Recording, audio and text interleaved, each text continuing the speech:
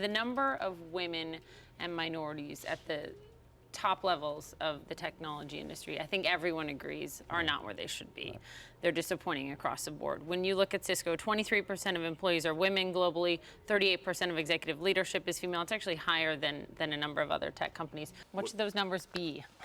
What we want to do is we want to build an incredibly diverse workforce that actually provides opportunity for everybody, but also gives us the business benefit of what the diversity play is about from a business perspective. It's the right thing to do socially, it's the right thing to do in the world, but there's also a tremendous business benefit of doing it because you bring people in who think about how you solve problems differently.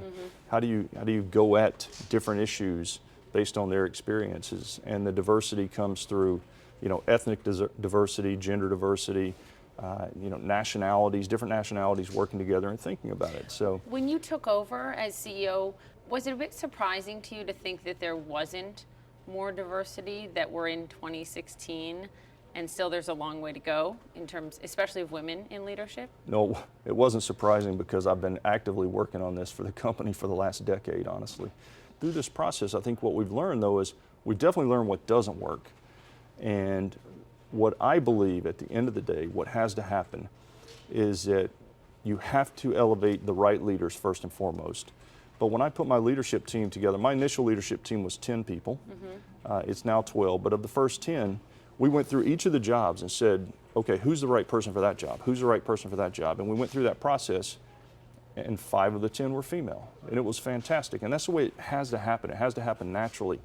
But that result is also what has to happen, because I believe that the way this begins to flow through the organization is you start at the top. You still have to put the right people in the jobs. In the first 2 quarters I was in the role, since we made these changes, 30% of our hires were female. I don't think that's a coincidence. Salesforce CEO Mark Benioff told me just last week, he has mandated, he's basically put quotas in place. You have to have X amount of women at executive leadership meetings, you have to have X amount of women speaking at these events. Is that what we need, is to make a conscious effort from the top, say, so they're in the position to get those jobs? We've done all the same work on the parity side. We've actually invested in the analysis to make sure that we understand not only for women, but all different diverse groups, that we have balance and parity in pay. So we're doing the same things. We've released our gender statistics, et cetera, that in the Valley over the last couple of years, which no one did 5 years ago. So there's some transparency coming out in the system now.